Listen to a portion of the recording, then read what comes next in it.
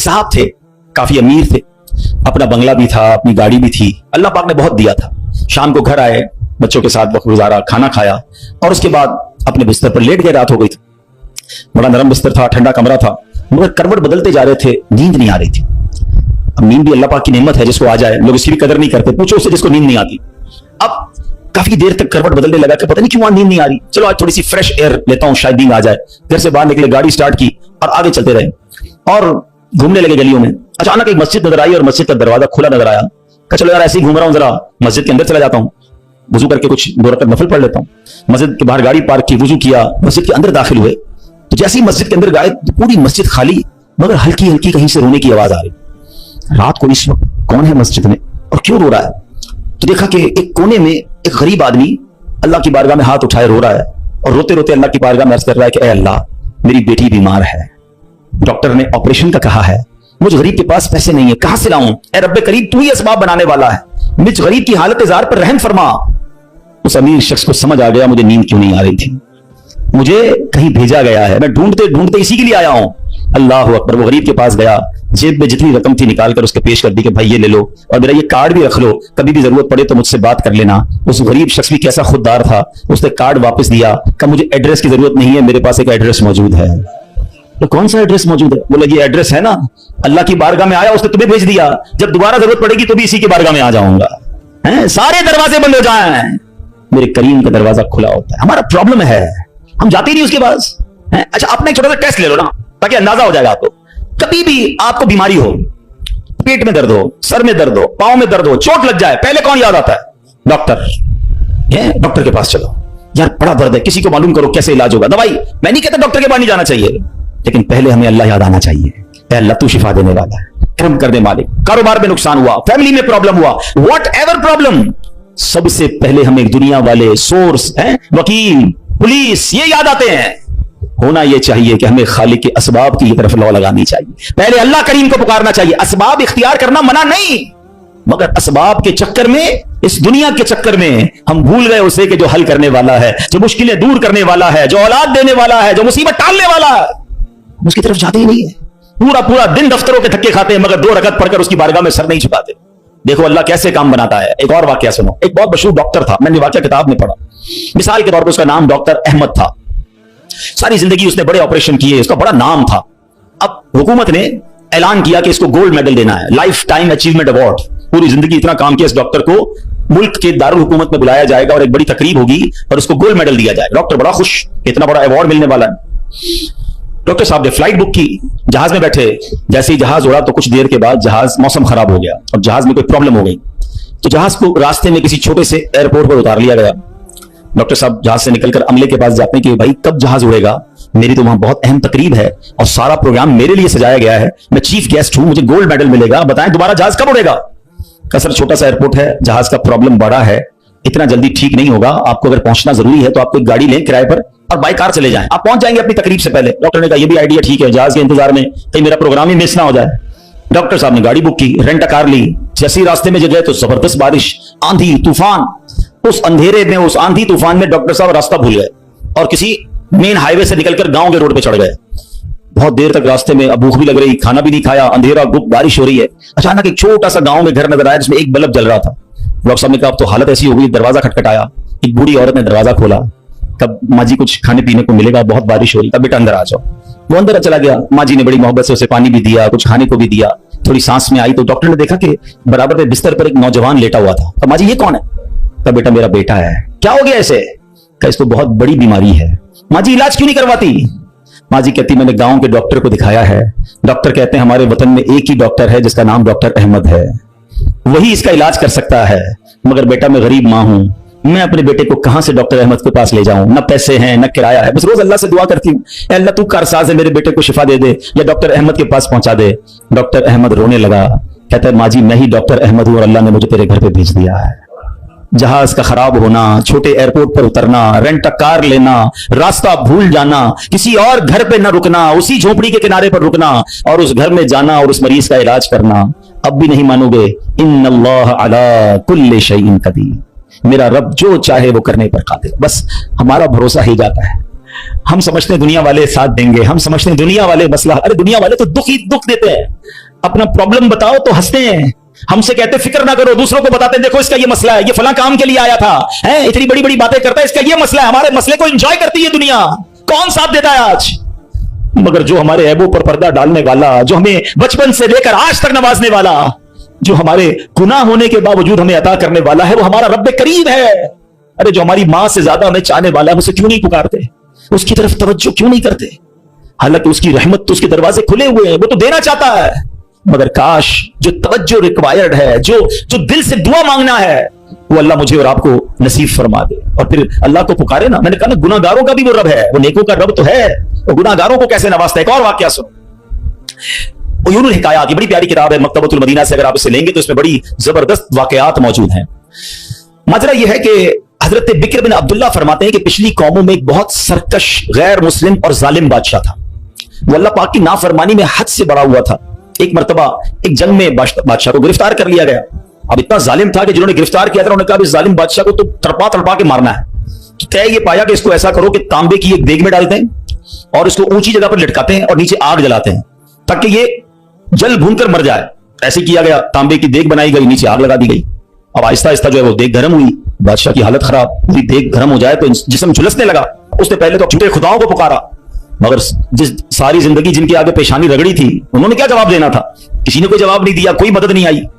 अल्लाह अकबर। अब जब सब उम्मीदें टूट गई ना, सब उसको पता चल गया कि अब मेरा आखिरी वक्त आ गया, अब मैं गया, अब मैं मारा जाऊंगा। तो अब ये बादशाह जो था मुसलमान नहीं था, इसने मुसलमानों के रब यानी खुदावंदे कुद्दूस को पुकारना शुरू कर दिया।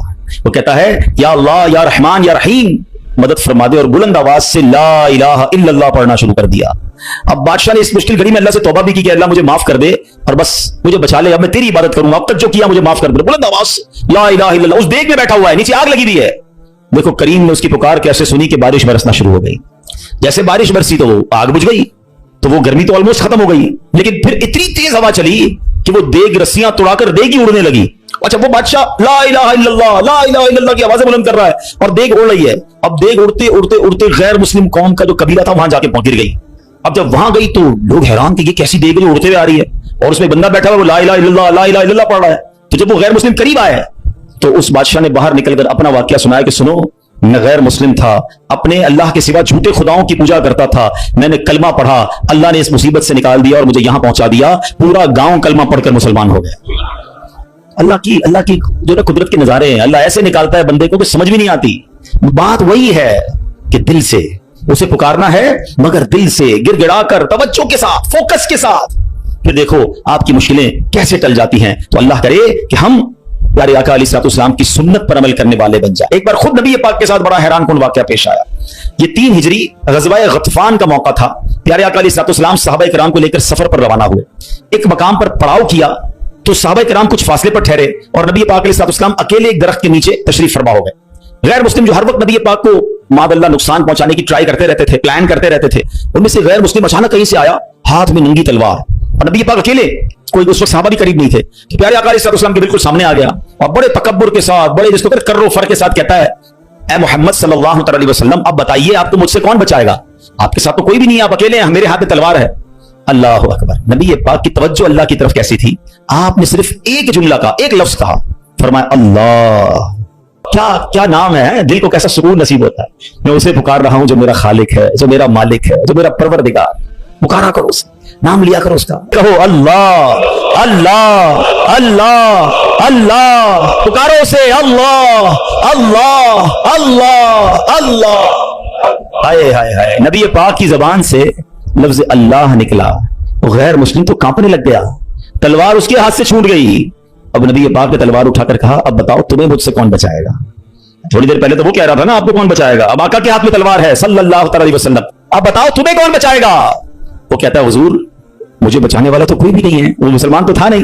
नबी पाक अलैहिस्सलाम ने उसकी बेकसी पर रहम फरमाया, उसे माफ कर दिया। हाय हाय, नबी पाक के ऐसे आला अखलाक देखिए, वो कलमा पढ़कर मुसलमान हो गया। दुश्मन आ जाए तो चादर भी बिछा देते हैं, हम माफ करेंगे। जान लेने आया था, आका ने उसे माफ किया। हमारे मिजाज के खिलाफ बात करते, सारी जिंदगी दुश्मनी ले लेते, मुझे गाली दी, मुझे बुरा भला कहा, मुझे नुकसान पहुंचाया, कब तक बदले लेते रहोगे यार? हैं, नबी ये पाक के उम्मती हो तो माफ करना भी तो सीखो।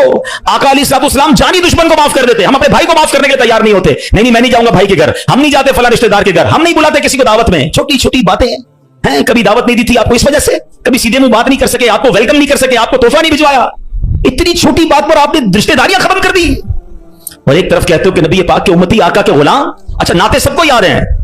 याद करो ना, नबी पाक की सुन्नत पर तो अमल करो, किसी को तो माफ करो। बंदा कहता मैं बताता हूं, मुझे गाली दी है, अब मैं बताता हूं। वो एक गाली देता है, इधर से 7 गालियां जाती हैं। और सही बात यही है, जो कहता है मैं बताता हूं, वो वाकई बता देता है वो कौन है, उसके अंदर कितना गंद भरा हुआ है। अगर वो आपके साथ बुरा कर रहा है तो आपको किसने इजाजत दी है बुरा करने की? एक अजीब सा जुमला मशहूर कर दिया गया है कि जनाब हम शरीफ के साथ शरीफ हैं, बदमाश के साथ बदमाश हैं। मुझे आज तक समझ नहीं आया कौन सा बटन लगा हुआ है आपके अंदर भाई। शरीफ के साथ शरीफ होते हो, बदमाश आता है, आप भी बदमाश बन जाते हो, तो फिर तो आप भी बदमाश हुए ना भाई। शरीफ आदमी शरीफ के साथ शरीफ होता है, बदमाश के साथ भी शरीफ होता है, तभी तो बदमाश की इस्लाह होगी ना। मुसलमान हुआ ना ये शख्स, नबी पाक ने माफ कर दिया। तो खुदारा आका की सुन्नत को अदा करें, और जैसी भी मुश्किल, जितनी बड़ी मुश्किल हो, आप बस दुआ करें, अल्लाह को पुकारें, अल्लाह को याद करें, तवज्जो अल्लाह की तरफ जाए। अच्छा, एक और चीज, एक और टेस्ट करते हैं। कोई नुकसान हो गया है, कोई तकलीफ हो गया, आप हमारी हम जिस जनरेशन के, मैं जिस जनरेशन का हूं, शायद अब तो ऐसा नहीं है, जो बुजुर्ग बैठे उनसे पूछें कि हमारी माएं या हमारी नानी दादी बच्चे को सुलाती थी तो जिक्रुल्लाह करके सुलाती थी, हैं? आमीना बीबी के गुलशन में कैसे पढ़ती थी? आमीना बीबी के गुलशन में आई है ताजा बहार, पढ़ते हैं सल्लल्लाहु वसल्लम आज दरो दीवार, नबी जी अल्लाह अल्लाह अल्लाह ला इलाहा हो अल्लाह अल्लाह अल्लाह ला। रात बच्चे को सुला रहे हैं तो जिक्र इलाही हो रहा है, नाते सुनाई जा रही हैं, बच्चे को कुछ लग जाए तो हस्बी अल्लाह या अल्लाह खैर है। अब तो अजीब अजीब बातें हैं। रात को मोबाइल पकड़ा दिया हाथ में, गाना देखते हुए, म्यूजिक देखते हुए, कार्टून देखते हुए, अब्बा भी सो रहा है, बच्चा भी सो रहा है। सुबह उठते ही भाई वुजू करवा के फजर पढ़ाया जाता था, कलमा पढ़ाया जाता था। मुझे अपना याद है कि हम लोग छोटे थे तो स्कूल जाना होता था, तो फजर की नमाज के बाद फिर सो गए, तो हमारे उस वक्त रेडियो पाकिस्तान पे, जो मेरी उम्र के लोगों को पता होगा, अब तो पता नहीं है, सुबह 7 बजे जो ना वो दुरूद पाक चलता था, हैं?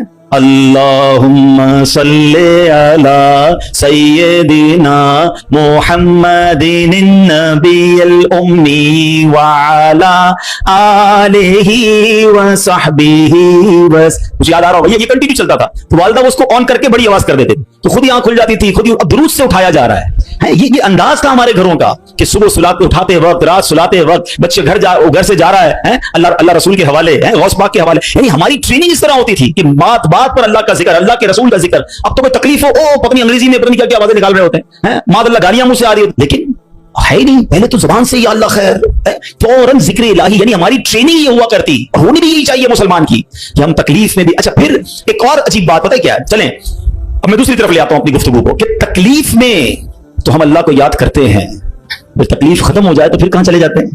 अच्छा, बाजू का पता है क्या, अचानक मस्जिदों को नया आदमी नजर आने लगता है ना, टोपी भी पहनी हुई, हाथ में तस्बीह भी है, अल्लाह का खैर तो ये किधर से आया भाई, 5 नमाजें भी पढ़ रहा है, बाजू का नमाज से भी पहले आ जाता है, फिर पूछो खैर तो है, बस वो वालदा हॉस्पिटल में है या फलां प्रॉब्लम है। बहुत अच्छी बात है, मैं खुदा ना खास्ता डिस्करेज नहीं कर रहा, मगर इधर वो प्रॉब्लम दूर हुई, इधर मरीज ठीक हुआ, इधर मसला हल हुआ, वो बंदा ही गायब हो गया मस्जिद से। तो ये क्या है?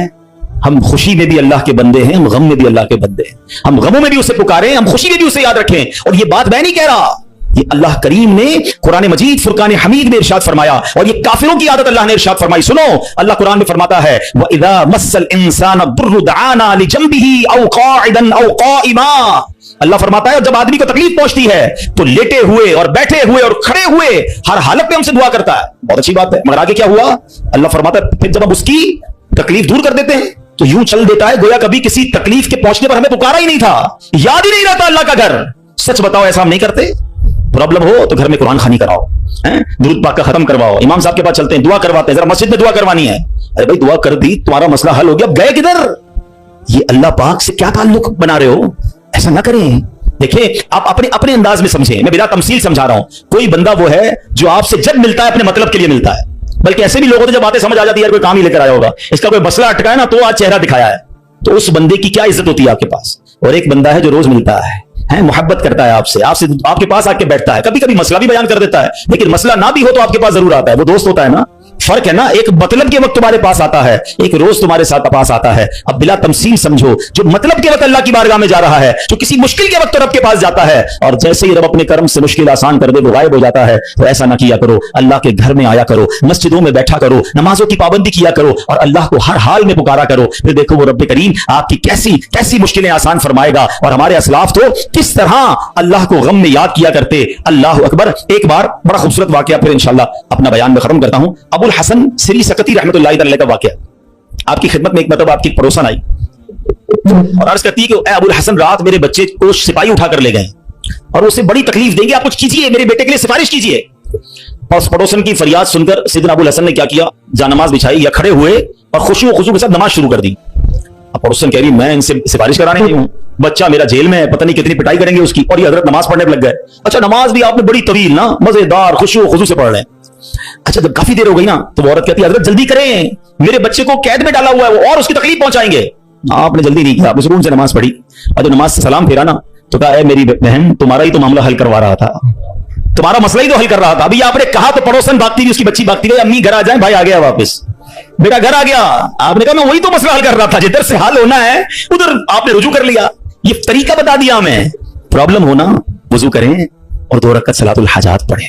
हाँ, अल्लाह के पास, या अल्लाह तेरी बारगाह में आ गया हूं, जो प्रॉब्लम है, आपकी रिपोर्ट गलत आ गई है, आपकी डॉक्टर कहता है प्रॉब्लम है, आपको जनाब कोई कर्जे का मसला आ गया है, कोई भी प्रॉब्लम, माल खराब हो गया है, 2 रकात पढ़े. किसी के पास पहले ना जाओ, पहले अल्लाह के पास. अल्लाह भेजेगा आपको, अल्लाह आपके पास रास्ते बनाएगा. आप इंशाअल्लाह नमाज पढ़ें, अल्लाह को पुकारें, आपको इंशाअल्लाह ऐसा रास्ता सुझाई देगा कि काम सारे सीधे हो जाएंगे. हम पहले कहीं और जाते हैं, हम रब के पास क्यों नहीं जाते? हम सब के पास जाते हैं, हम रब के पास नहीं जाते. हम सब पर भरोसा करते हैं, हम रब पर भरोसा नहीं करते. आज के इस बयान में एक बात सीख कर जाना है कि मेरी मुश्किलों को हल करने वाला कौन है. जोर से बोलो ना, एक बार और बोलो. परेशानी दूर करने वाला कौन है? बीमारी दूर करने वाला कौन है? मुसीबत टालने वाला कौन है? मुझे इज्जत देने वाला कौन है? मुझे जिल्लत से बचाने वाला कौन है? मुझे दुश्मनों से बचाने वाला कौन है? मेरे गमों को दूर करने वाला कौन है? मेरी बेकरारी को दूर करने वाला कौन है? दिल में चैन डालने वाला कौन है? अरे मुझे अपने घर काबे को दिखाने वाला कौन है? मुझे हज पर बुलाने वाला कौन है? मुझे मदीने की हाजिरी का शरफ देने वाला कौन है? मुझे अपने महबूब का सच्चा आशिक बनाने वाला कौन है? मुझे गुनाहों के दलदल से निकालकर नेकियों के रास्ते पर चलाने वाला कौन है? और सुनो, इंशाअल्लाह मुझे जन्नत में भेजने वाला कौन है? तो जब सब देना उसने है, सब मिलना उससे है, फिर क्यों जाते उधर? उसका दर्द थाम लो, उससे मोहब्बत करो, उस पर यकीन करो और उससे पुकारो. मैंने आज आपको कुरान के जरिए, हदीस के जरिए, वाकयात के जरिए समझाया कि जब जब उसे पुकारा गया है उसने अपने कर्म के दरवाजे खोले हैं और उसने मुसीबतों को हल कर दिया है. हाँ, कभी कभी ऐसा जरूर होता है कि मैं जो मांगू वो मुझे नहीं मिलता, मैं जो मांगू उसमें लेट हो जाता है. अब उसमें शैतान दिमाग में ख्यालात डालता है कि सारी बातें तो मौलाना साहब ने कर दी, मगर मैं तो बहुत सालों से दुआ कर रहा हूं, मेरा तो मसला ही हल नहीं हो रहा. मैं तो रो रो के दुआ भी करता हूं, तहज्जुद में भी दुआ की, काबे के सामने जाकर भी दुआ करके आया, फलां बहुत बड़ी नेक शख्सियत से भी दुआ कराई. हाँ, अब ये वसवसा भी आज समझ लो, इसको हल कर लेते हैं ना. अल्लाह से हर हाल में मोहब्बत करनी है, ठीक है. अब इसके बहुत सारे जवाब बन सकते हैं. पहले तो मैं आपको एक हदीस सुना देता हूं ताकि आपको तसल्ली हो जाए.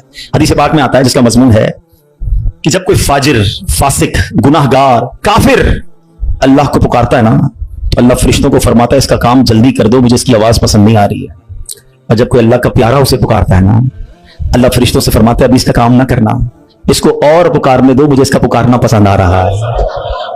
सच बताओ ना, मैं मांगूं और मुझे मिल जाए ये अच्छा है, या कभी जिंदगी में तो कोई एक ऐसी दुआ कर लूं कि अल्लाह जिब्रील से फरमाए क्या जिब्रील इसका काम ना करना, इसको और पुकारने दो, इसको और गिड़गिड़ाने दो, मुझे इसका गिड़गिड़ाना पसंद आ रहा है. मेरी तो जिंदगी वसूल हो गई ना कि मेरा पुकारना अगर रब को पसंद आ रहा है तो मुझे और क्या चाहिए. वो पंजाबी शायर कहते थे जे सोना मेरे दुख में राजी, मैं सुख नू चुल्ले पावा. फिर मुझे करना क्या है सुख को अगर मेरा मालिक मेरे दुख में राजी है? अरे रब राजी है तो सब राजी है. पहले तो ये यकीन लाओ ना अपने अंदर. फिर दूसरी बात, चलो लॉजिकली एक तो हदीस सुना दी, ताखीर में वावेला ना किया करो, क्या मालूम तुम्हारे लिए अल्लाह की तरफ से कुछ और इससे अच्छा लिखा हो.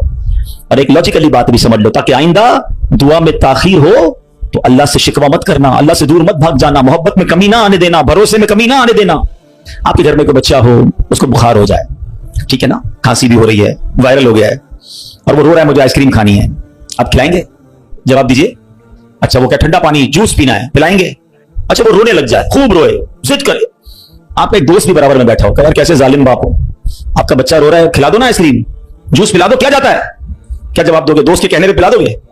आप कहेंगे भाई मैं इसका वालिद हूं, मुझे पता है कि मुझे कब इसको क्या देना है, ऐसा ही है ना. तुम वालिद हो, तुम्हें पता है बच्चे को कब क्या देना है। मेरे मालिक को नहीं पता कब मुझे क्या देना है।